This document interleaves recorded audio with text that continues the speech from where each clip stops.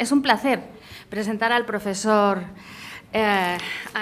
Miguel Guirao hoy aquí en el curso de verano, porque hace más de un año, yo creo, nos recibió la policía, pero me recibió a mí como historiadora que se estaba documentando para la exposición del 200 aniversario en la Universidad de Granada, y fue una visita, una media mañana espléndida, espléndida. Agradecemos aquí públicamente las dos aquella media mañana y todo lo que aprendimos, Miguel.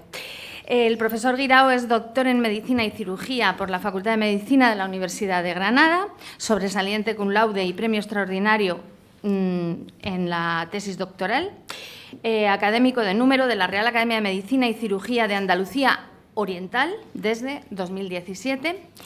En las tareas docentes en la Universidad de Granada es profesor titular. Ha sido secretario del Instituto de Neurociencias Federico Lóriz, Universidad de Granada, director de nuevo en otro periodo hasta 2004 del mismo instituto, secretario del departamento, secretario académico, entiendo, del departamento pobre de Anatomía y Embriología Humanas, Universidad de Granada. Su actividad investigadora es muy prolífica, tiene publicados más de 70 artículos, más de 20 monografías, pero además hace esto que nos piden tanto a nosotros ahora, que es transferencia del conocimiento. En la universidad los profesores, aparte de dar nuestras clases e investigar, tenemos que transferir el conocimiento. A algunos nos ha salido de dentro, como a Miguel, que lo lleva haciendo muchísimo tiempo, pero otros están intentando adaptarse en estos momentos. Él ha hecho audiovisuales, por ejemplo. Imaginen qué título: Viaje virtual al interior del cráneo, en el año 2000, Viaje al cráneo, 2000 también, y otro viaje virtual en un DVD al cráneo en el año 2001. Me voy a permitir, se ha ido Juan Crespo, pero nos ha dejado así ese gesto tan entrañable y tan familiar y tan emotivo, y me voy a permitir decir que el profesor Guirao, que tiene pues un currículum que no podríamos resumir aquí, es hijo del otro profesor Guirao. Su padre, catedrático en la Universidad de Granada y muy conocido en el ámbito científico. Estamos encantados de recibirte. Tienes la palabra. Pues nada, muchas gracias. Todo eso que han oído es verdad, pero a mí me gusta decir que yo soy profesor de anatomía y punto. Pero soy profesor de anatomía para chicos, para grandes, para mayores, para todo tipo de público. Todo el que quiera saber anatomía, que venga y me la pregunte y yo se lo explico. Eso es lo que me gusta decir. Lo de Federico Lóriz es un poco de herencia. Seguramente ustedes han heredado de su familia cosas. Yo heredé, entre otras cosas, a Federico Lóriz. Y ahora les contaré. Ante todo, he puesto aquí, no quería que se me olvidara, agradecer a María Dolores, a María Jesús, a Mari Carmen. Ya entenderán que para venir a hacer este curso hay que llamarse María. ¿Vale? Agradecerles su amable invitación para participar en este curso. La verdad que la mañana que pasamos en la Facultad de Medicina de Granada fue estupenda, fue magnífica. Le enseñamos muchas cosas, nos emocionamos mutuamente con lo que teníamos por allí y bueno, y espero que haya sido útil para la exposición. Me cuenten que le hable de Lóriz y la creación del Servicio Español de Identificación. Eso llegaré al final, porque yo creo que lo que le quiero presentar es la figura de Federico Lóriz. Y la figura de Federico Lóriz es que si no se entiende desde el principio, no se entiende cómo terminó. Y no se entiende que policía científica en su momento bebiera, y creo que todavía sigue bebiendo, los vientos y las cosas que hizo Federico Lóriz. Cuando se habla de Cajal, del que yo voy a hablar ahora también, se dice, es que las cosas que hizo Cajal, los descubrimientos de Cajal, 100 años después tienen vigencia. Y yo digo, ¿y la identificación de Federico Lóriz? También tiene vigencia, o sea que hasta en eso se parece. Bueno, y quiero señalar aquí que en el 2012 la Universidad de Granada se inventó el año Lóriz, porque quisimos conmemorar el centenario del fallecimiento de Federico Lóriz. Por tanto, quisimos hacer una exposición. María Dolores ha hablado de la divulgación científica en el Parque de las Ciencias, donde yo colaboro y hemos montado muchas cosas. Quisimos hacer una exposición a propósito de Doloris, que la montamos, y nada más que eso, hicimos más de 100 actividades. De una exposición llegamos a 100 actividades. Exposiciones, publicaciones, cursos, clases, de todo. Aquel fue 2012, fue un año Loris que nunca se acabó. Y esto lo meteré dentro del año Loris, con vuestro permiso. ¿Vale? Bien, Federico Loris nace en Granada el 9 de octubre de 1955. Y aquí tenemos su partida de nacimiento de Federico Loris. 1800, he dicho 1900, sí. 1855, discúlpeme, 1855. Ella, María Dolores, ha dicho que soy hijo del profesor Guirao. No, y también soy nieto del profesor Guirao. Este profesor Guirao Gea, mi abuelo, fue el que recibió el archivo de Federico Loris. Catedrático de Anatomía de Granada, fue el que trasladó a la Facultad de Medicina a su situación que ha tenido hasta hace unos años, y bebía los vientos por Federico Loris, sin duda alguna. Cuando la Facultad de Medicina de la Avenida de Madrid se estaba diseñando, en el diseño de esa facultad, el Instituto Anatómico ya se iba a llamar Federico Loris, y estamos hablando de los años 25, Federico Loris había muerto en el 12. Como anatómico, mi abuelo, ya les digo, era pasión por la que tenía. Federico Loris, ahora veremos, tuvo varios hijos, pero el hijo que fue también catedrático de anatomía después de Otorrino en Granada, Federico Loris Ortega, que por cierto le quitó la novia a Manuel de Falla, todo hay que decirlo, pues le dieron, no tuvieron hijos y le dieron todo el archivo a mi abuelo, que sabían que desde la facultad estaba muy interesado por la figura. Entonces, a raíz de eso, se creó el Instituto Federico Loris, que ha dado muchos cambios, pero que sigue vigente. Actualmente, después del Instituto Cajal, es el instituto más antiguo de investigación que tenemos en España. Y al principio, estamos en 1946, ya empezó a investigar a Federico Loris. De Federico Loris era un personaje hasta ese momento un poquito desconocido como anatómico. Entonces, una de las cosas, miren, estaba clarísimo que investigaba mi abuelo, no había un sobre que lo escribía todo en los sobres que publicaba y que recibía, y describió que en esta casa de San Juan de Letrán, hoy desaparecida, pues ahí nació Federico Loris. Y mi abuelo escribía, dice, en esta reducida mansión que hoy produciría sonrojo a un modesto empleado, quiso Dios entregar a Granada un hombre del cual habría de enorgullecerse. Cuando se le visita y se aprecian sus escasas piezas, un vago sentimiento de dulce admiración se respira. Y dice aquí, y al final dice, que dio al mundo con la modestia. El tiempo nos dará la razón. Bien, y además dice, ojalá se conserve esta casa. Y efectivamente le hicieron caso, porque hicieron este bloque encima. ¿Vale? El profesor Botella acaba de llegar. Pues ya, Miguel. Retomamos, por favor, retomamos la ponencia anterior, dándole las gracias de nuevo al profesor Guirao, porque es que ha sido de una bonomía, pero bueno, el profesor Botella es de su universidad y es uno de sus clásicos, yo creo. Gracias, Miguel. Y perdón. Pero dentro de esa bonomía, si yo hubiera sabido lo que iba a decir, no lo hubiera dejado.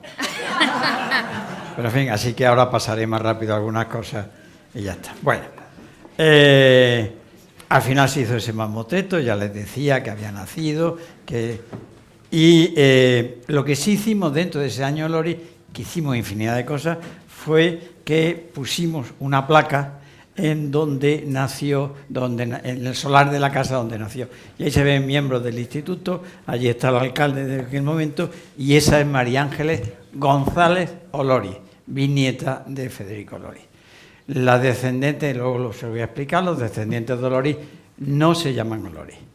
En Granada hay muchos Oloris, pero son, claro, que se han arrimado al carro de Federico Oloris, pero son descendientes de Eduardo Oloris, su hermano, porque los descendientes de, luego les contaré una anécdota, se llaman González Oloris. Bueno, esto es aquí, sí. Estudió en este instituto, no era un alumno que digamos brillante en aquel momento en cuanto a las asignaturas que le correspondía, pero este niño con 12 años, con 13 años, se dedicaba a hacer una agenda con un código absolutamente personal, donde ahí hablaba de que había visto unas niñas del Colegio de Niñas Nobles, 61, 51, 81, 29, 31, y dentro vi también a 61, 83, no sé. Era una cosa terrible. Y ahí estaba hablando eso lo llamó, bueno, las claves las descubrió Valentín Fernández de Gala, de la Universidad de Cádiz, y él llamó a esas agenditas pequeñitas, que tenemos varias, la policía amorosa. Todo lo escribía en clave, estamos hablando de con 12 años, con 11 años. ¿Vale? Bien, bueno, aquí empieza la carrera de medicina. Esta es su orla que tenemos, es la orla más antigua no.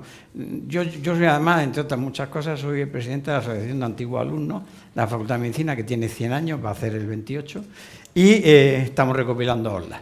De las 160 posibles tenemos 110, o sea que...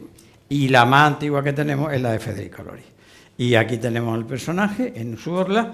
Federico Oloris empezó a estudiar la carrera con 14 años y la terminó con 19 años. ¿Alumno brillante? No, excepto las anatomías, que parece que le gustaron mucho, pero el resto no fue un alumno brillante, porque él se dedicaba a otras cosas. Se dedicaba a esa policía amorosa, se dedicaba a esas clases, se dedicaba a esas cosas. Y algunos profesores, luego compañeros suyos, decían de él, dice, Federico Oloris, cuando describió un tema que desarrolló, la descripción de las glándulas salivales, el profesor Gómez Ocaña, que fue luego, se dice que fue el introductor de la fisiología en España, catedrático de fisiología en Madrid, en la Complutense, Oloris a los 17 años, estudiando el segundo curso de medicina, se hizo famoso por sus oposiciones a las plazas de alumnos internos. Tocóle en suerte en la descripción del hueso temporal y según frase de nuestro común maestro, don Benito Hernando, Oloris describió el hueso como lo hubiera podido hacer aquel gran maestro de San Carlos que se llamó Fourquet. Es decir, las descripciones que hacía eran unas descripciones muy, muy precisas. Aquí pueden ver lo que era el departamento, los laboratorios de anatomía de aquel momento. Esta era la sala de disección. La carnicería de al lado seguramente estaría más limpia que esta sala de disección de ese momento, ¿no? Esta fotografía nos acaba de llegar hace muy poquito. Bueno, y aquí está esta señora, que es Gracia, que es la Gracia Ortega, que fue su mujer, y el 3 del 12 del 78 se casan juntos. Y aquí está la partida de bautismo, y dice que, bueno, aquí hay la firma de su mujer, y aportó al matrimonio 500 duros de dote. Y que además le dio, aquí dice, 4 hijos. Eso no es verdad. Le dio muchos más. Le dio muchos. De dote llevó 500 duros, que debía estar bien en aquel momento, no lo sé. Bueno, nosotros hemos investigado los descendientes de Oloris.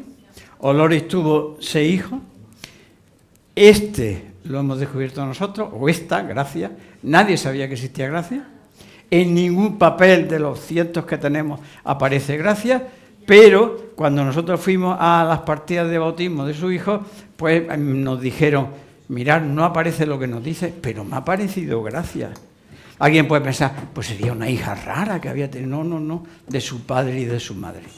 Por tanto, al final tenemos estos hijos de Federico Oloris, de María Prieto, que se casó con Federico Oloris Ortega, no hubo descendientes, y su hija Teresa, que se casó con un otorrino, me parece, de Almendralejo, Luis González, sí vienen. Así que esos Oloris que yo les decía que vienen de descendientes, cuando se veían por la calle, como estos no eran Oloris, sino que eran González, le decían por la calle, adiós González. Estoy diciendo que no soy Oloris.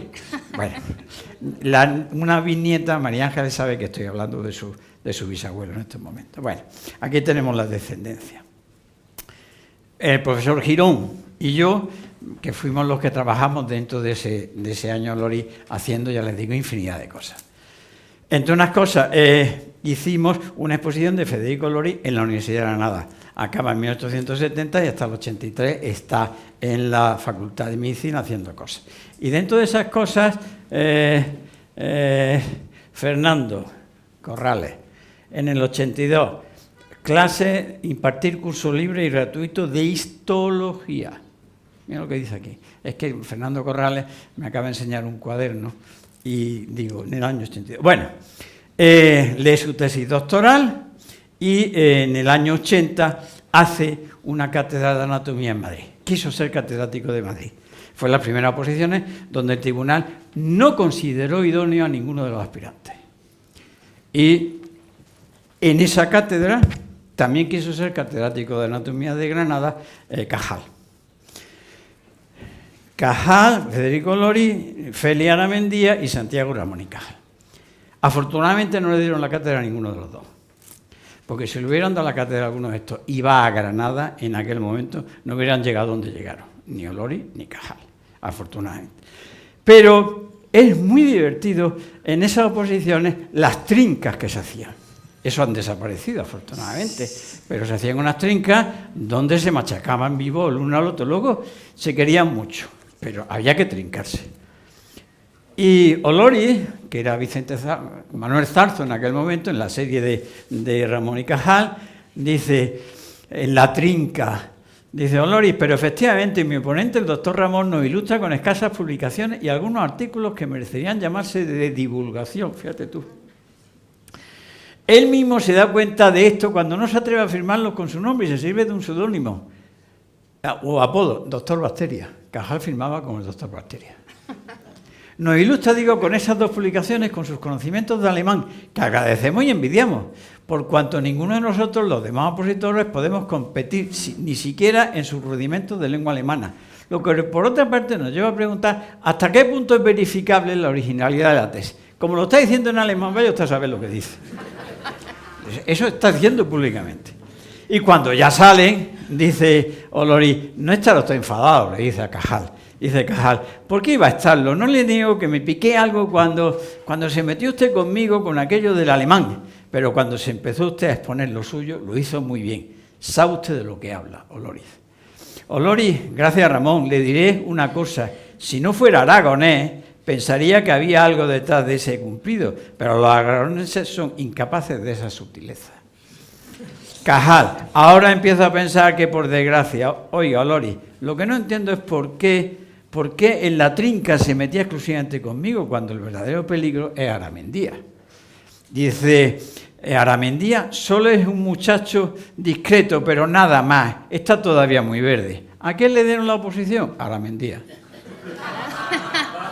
Eran sagaces, Aramendía. ¿Por qué? Porque era el enchufado de Julián Calleja, que era el capo de la anatomía en aquel momento.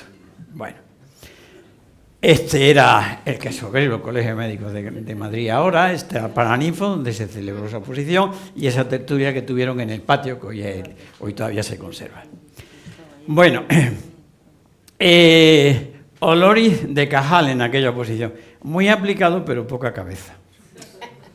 Y Cajal de Oloris, solo había un contrincante que contrarrestaba y soslayaba vigorosamente mi asalto, sino por la superioridad de su preparación anatómica, que era nada vulgar, por la claridad y agudeza de su entendimiento y la hermosura incomparable de su palabra. Nunca olvidaré que hace 27 años, esto lo dice Oloris, Cajal en sus memorias, fuimos competidores en una lid científica que engendró la mutua estimación entre nosotros y que por la comunidad de la desgracia en el resultado de aquella noble contienda inspiró la recíproca simpatía que había de convertirse pronto en una amistad sincera. Fueron íntimos amigos. Cajal en sus memorias, por ahí lo dice, su familia y la de Oloris eran una. ¿Vale? Aquí vemos, ya que salió Cajal, estamos esa célebre foto que la tomó un hijo de Cajal, según dice aquí, por uno de mis hijos. Están celebrando, yo creo que Cajal le está dando una paliza a Olori, porque Olori no sabe cómo enfrentarse a esa... Y allí están los hijos de Cajal y los hijos de Olori. Esto es en Miraflores de la Sierra, cuando ya Cajal había llegado de catedrático a Madrid. Y dice: al atardecer, eso lo dice Cajal, a hitos de lecturas o vibrantes con las peripecias del juego, solíamos descongestionar el cerebro paseando por la carretera que, serpenteando al pie de la Najarra, remontase a la Morcuera para morir en el maravilloso monasterio del Paular. Durante tan saludables correrías, placíame comunicar a mi compañero el fruto de mis meditaciones. Nos podemos imaginar a estos dos sabios paseando y hablando, que deberían de ser unas tertulias impresionantes. Nosotros pusimos, esta es la casa de Miraflores de la Sierra, que se dice que es de Cajal, también es de Oloriz, y nosotros pusimos esa placa dentro de las actividades del año Oloriz. Bueno, esto es muy largo. En el año 83 ya saca la plaza en Madrid. Aquí se ha convocado una plaza de anatomía en Madrid y a la vez también una cátedra de anatomía en Valencia. Cajal, que reconoce que Olori es mucho mejor anatómico que él, no firma Madrid. Olori, por si acaso, firma las dos. De tal manera que Olori se quedó en Madrid y Cajal se fue a Valencia. De Valencia se fue a Barcelona y después volvió a Madrid. Y cuando volvió a Madrid, porque le había caído sosa cáustica a su maestre de San Juan, se había quedado ciego y se había tenido que ir, se queda esa plaza libre y Cajal viene a la plaza. Y en el tribunal está Oloriz.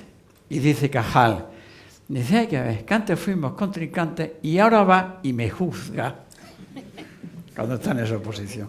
Bueno, año 83, esta es la vida de Oloriz. Hasta el año 83 Oloriz se ha formado. En el año 83 llega a Madrid y empieza su labor científica hasta que muere en 1912.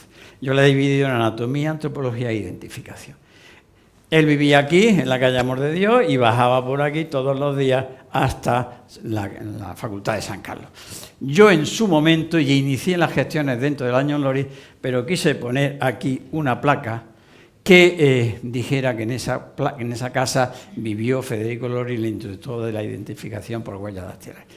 Propuesta a la Fundación Policía Española en el Bicentenario. A ver si conocemos a alguien en el Ayuntamiento de Madrid y podemos poner esa placa. Esos rombos amarillos, yo inicié las gestiones y por lo que sea, pues unas salieron y otras no salieron, pero no estaría de mal que hubiera dentro de Policía Científica una plaquita: aquí vivió Federico Oloriz en la calle Amor de Dios. María Jesús. Bien, estas eran las ventanas de Oloriz. En el segundo piso, Oloriz decía que vivía en 13-15. Cuando uno se acerca aquí, se ve que el 15 lo han borrado y lo han vuelto a poner 13. Pero ahí se sigue. Yo subí esas escaleras y he llegado hasta la puerta, lo que pasa es que no he llamado a la puerta. Bueno, y este es el aula Cajal. Bueno, este es el aula Cajal donde tantas veces explicó Oloriz sus clases de anatomía. Y esta es la célebre caricatura donde nosotros cogimos a Oloriz y cogimos a Cajal, los juntamos y en una ventana del Parque de la Ciencia están los dos amigos saludándose y saludando a todos los visitantes que van en el Parque de la Ciencia. Oloriz, dice Gómez Ocaña, Oloriz ni por su fisonomía ni por su postura revelaba al personaje que llevaba dentro, pero comenzaba a hablar y se transformaba. Cuando llegó en el año 83, en 1 de enero del año 84, empezó a hacer un diario. Un diario estilo Oloriz. Visita hecha, carta recibida, carta de visita realizada, 0,40 céntimos, 32 céntimos, 0,20 céntimos. Día a día. Y luego hacía un resumen final. Pero no solo eso, sino que decía, enciclopedia, a ver, espera, pregunta, a ver, que lo que no bebé. Dice aquí, anatomía, 4 cuartos de hora. Enciclopedia, 10 cuartos de hora. Trabajo total, 36 cuartos de hora. Esa era la unidad de medida de Federico Loris. Y por eso nosotros transcribimos este diario, publicamos este diario, La vida de un científico, en cuartos de hora. Eso está publicado en la editorial de la universidad. En cuartos de hora. Del 1 de enero al 31 de diciembre. ¿Siguió después? No, porque él confiesa que si hubiera seguido se vuelve loco. Y un psiquiatra nos dijo, es la típica, lo ha dicho también el profesor Botella, obsesivo compulsivo. Cajal también lo era. Es que los grandes sabios o son eso, son titanes o no lo son. Bueno, como anatomía, hizo una anatomía descriptiva de Calleja y él participó, Federico Loris, pero cuando Federico Loris le empezó a hacer sombra, lo quitó. Y en la segunda edición ya no aparece Federico Loris. Pero Federico Loris dice, pues ahora voy a hacer el mío. Hizo el Técnica Anatómica, que además le dieron un premio. Le dieron un premio, el premio Loris, el premio Rubio, a esta técnica anatómica. Es curiosísimo porque él había hecho este libro y se inaugura la Biblioteca de Granada, la Biblioteca Pública de Granada. Y el alcalde le pide a Loris, ¿por qué no nos manda usted el libro para la biblioteca? Y le manda este libro, con una carta que dice: siento que solo puedo ofrecer un trabajo sin mérito, firmado con un nombre sin gloria, mas conste que si lo siento no es por ansia de aplausos, sino por legítima aspiración no satisfecha de ser digno hijo de esa noble ciudad y por vehemente deseo, nunca saciado, de ayudar con mi pequeñez a la grande obra de su cultura y engrandecimiento. Y en la biblioteca está este libro de técnica anatómica, que no lo habrá abierto a nadie, lógicamente. Bueno, y aquí está Loris y aquí está Rivera. Compañeros de promoción. Rivera de Tarragona, pero terminó haciendo la carrera en medicina en Granada y fueron compadres, porque Rivera tuvo una hija, Carmen, y Loris fue su padrino. Por tanto, eran compadres, eran dos colosos de la... Este fue el que introdujo la cirugía ortopédica en España. Bueno, y dentro del archivo Loris, pues apareció la ficha de don Pascual Morales y Cluna, que es aquel señor, mi bisabuelo materno. Cogí la ficha de mi bisabuelo materno que estaban en el archivo de Loris. Bueno, pues aquí está la ficha, donde dice, habla con desembarazo, en fin, habla de... Me encuentro un señor que me está hablando de mi bisabuelo, que tiene tela. Y esta es la orla, que está actualmente puesta en el Parque de la Ciencia. La donó la familia y este es don Pascual. Loris y la antropología. Loris y la antropología, esta es una carta clave y se la resumo. Ahí dice, es una carta que se escribe en Cajal y Loris, es una carta que le escribe Cajal a Loris. Y dice Cajal, vamos a ver, en la anatomía está todo hecho. Para describir cualquier detalle anatómico, por mínimo que se hace falta tal esfuerzo que no merece la pena. Por eso yo me he ido a la histología, porque está por hacer. Y digo, y Loris se fue a la antropología. La anatomía estaba hecha. Esa es una carta clave que nos dice por qué estos dos grandes sabios, siendo los dos catedráticos de anatomía, uno se dedica a una cosa y el otro se dedica a otra. Bueno, esto ya esto lo ha contado Miguel Botella, pues esto no lo cuento. En fin. Son las dos grandes figuras de la medicina española en aquel momento. El índice cefálico de España. Federico Loris empezó a medir cráneos ya en Granada. Ya llevó cráneos a Granada. Toda la colección de Loris, que llegó a ser una de las mejores colecciones de Loris, de cráneos de Europa, se dividieron al final en tres. Cuando se trasladaron de San Carlos se dividieron en tres y parte de esa está en el Departamento de Anatomía y hay mucha parte que está en el Museo de Medicina Legal, dentro del Departamento de Medicina Legal. Yo lo he estado viendo. Yo no digo nada, pero los cráneos, curiosamente, tienen un borrón aquí y tienen un número aquí escrito. Tiene aquí un borrón y un número aquí escrito. A ver si es que parte de eso fueron allí. Y como anécdota les diré, Olori llegó a decir en un momento, el amor que tienen los profesores con la facultad debe ser tan grande que se tendrían que donar ellos para que los alumnos practicaran con ellos. Bien, yo no sé si eso se llevó a cabo, pero les cuento. Ahora les contaré una anécdota cuando corresponda. Bueno, le dieron ese premio, la expedición a la Alpujarra, el cuestionario era un cuestionario que no dejaba cualquier aspecto de antropología social, estaba absolutamente aquí recogido. Esta expedición la hizo con su hijo Federico tenía 14 años y fue el que fue haciendo la fotografía. Después se hizo el diario de la expedición antropológica, que fue a posteriori, y ahí está mi padre, Miguel Guirao Pérez. La Diputación, dentro de ese año, Olori dijo, no, Federico Olori es hijo predilecto de la provincia de Granada. Y en una de las aulas del hospital más conocido en Granada lleva el nombre de Federico Olori.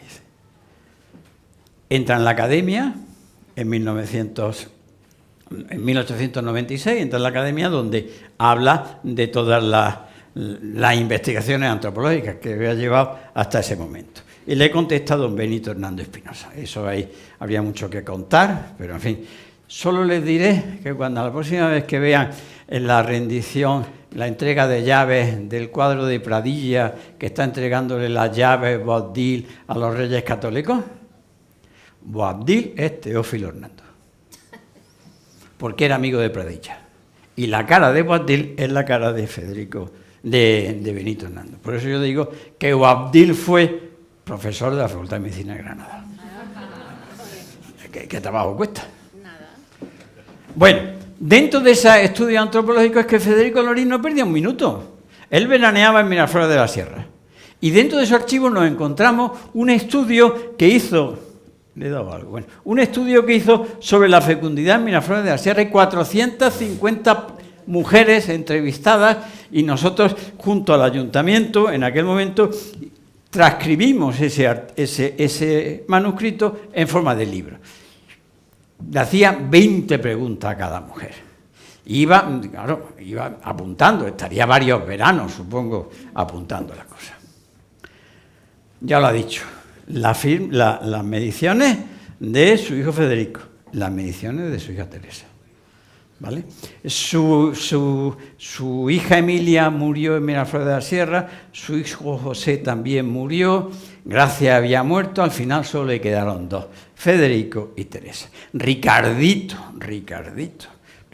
murió en el mes de marzo del 84 hay que ver lo que son estos grandes personajes.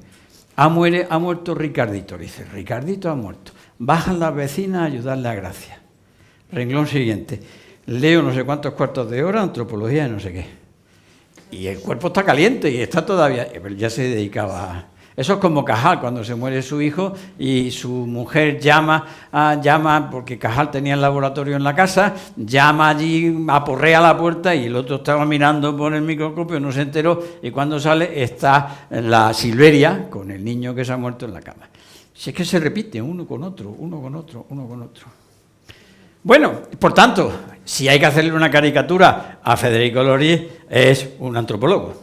Con los cráneos, con los monos, parece que es de un chulillo de Sierra Morena, pero ese es Federico Olori desde ese momento, ¿vale? Bien, la identificación. Bueno, aquí aparece, ya lo ha dicho Miguel Botella, pero él lo dice, que el día 20, que fue domingo de abril del 84, por ahí lo dice, va al Saladero, a la cárcel del Saladero. Pero es que en el 16 vuelve a ir a la cárcel y el domingo 22 vuelve a ir a la cárcel, porque él iba a la cárcel, que es donde estaban los reclusos, donde no se escapaban los personajes y los podía medir y hacer sus estudios sobre el cráneo. Ese estudio le llevó a Federico Olori lo nombraron vocal del Consejo Penitenciario. Y de ahí se crea el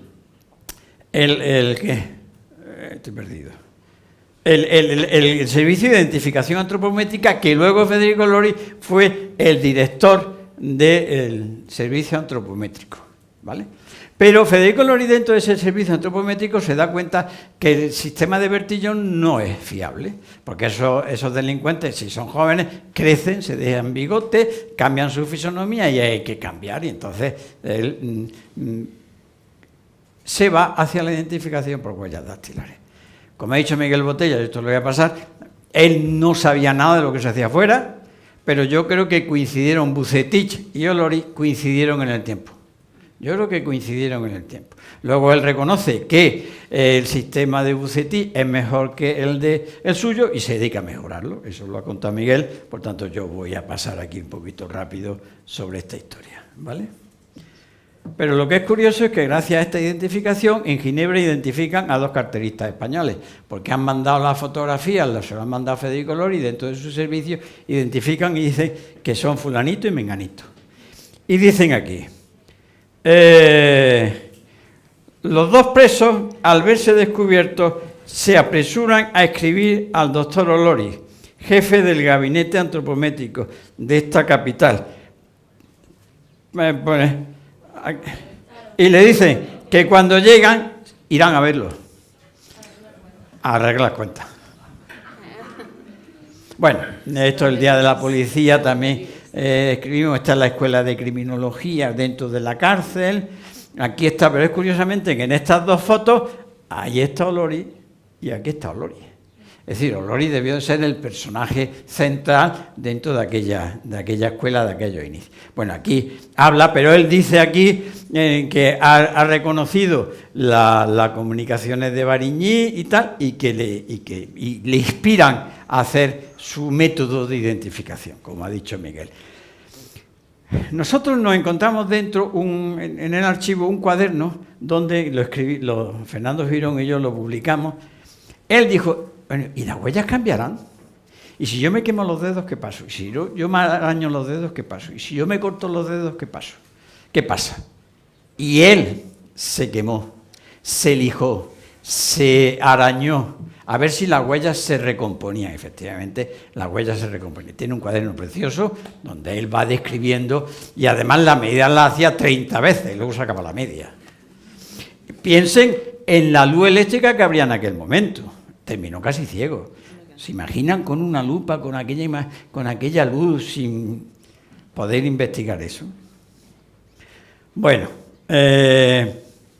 aquí lo vemos, Federico Lori está aquí en el centro, no sé si está en el centro por casualidad, pero ahí está la escuela de policía que nace, y lo que es curioso es que nosotros tenemos la primera vez que yo creo que se habla de policía científica en este papel, que ha estado en la exposición, que es así un poquito la joya con respecto a la policía científica, donde él habla de lo que debe ser la policía científica. Y lo está escribiendo en febrero de 1908. En febrero de 1908. Bueno, él llega a decir que lo mejor es eso, la firma, la huella y la huella dactilar y la fórmula. Dice que eso es lo que tendría que ser a partir de ahora.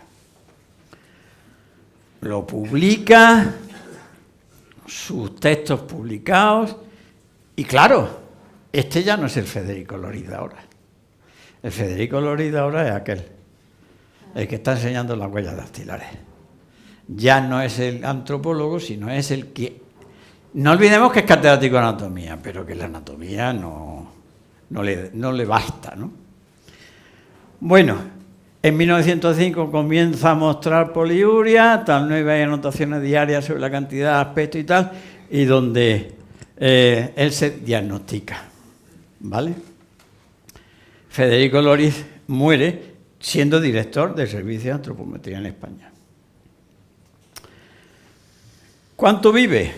56 años, 4 meses, 21 días y no sé cuántos cuartos de hora. Claro, si es que él vivía cuartos de hora. Bueno, eso fue una muestra de duelo tremenda, estarían todos sus alumnos y tal, pero lo más curioso es que esto está muriendo en febrero, pues dicen que en ese verano va la familia de don Federico Lori a Miraflores de la Sierra, a veranear. Muy bien. Y en ese veraneo, pues se muere esta señora. Muere en Miraflores de la Sierra apenas 6 meses después.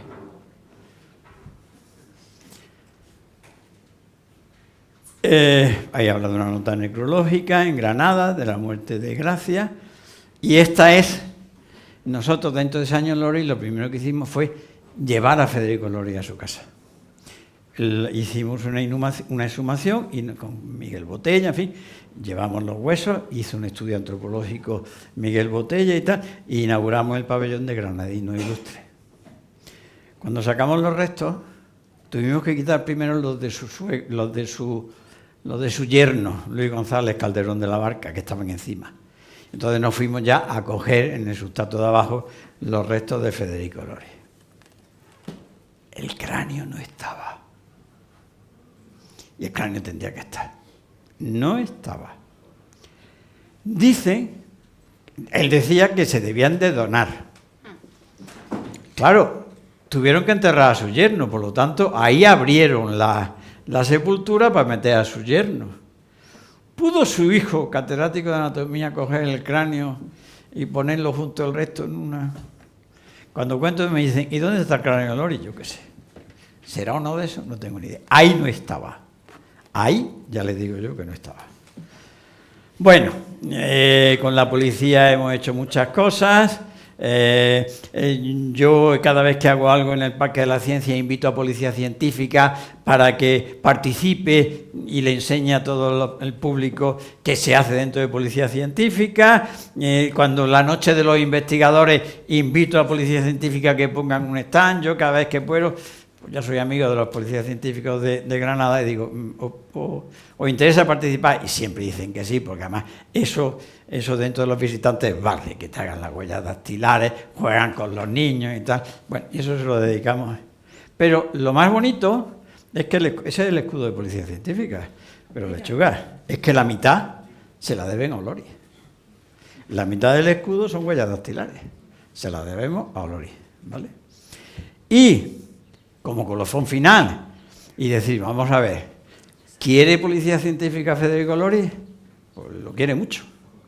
Porque con Carmen Solís, el salón de actos de la Comisaría General, no sé si lo digo bien, de Policía Científica, se llama de Federico Lori. O sea que hablar de Federico Lori en Policía Científica, pues a mí me produce un orgullo. No soy nadie para hablar de eso, pero creo, como he dicho antes, que lo que él escribió hace ya mucho tiempo, pues tiene plena vigencia. Bueno, pues nada, muchas gracias.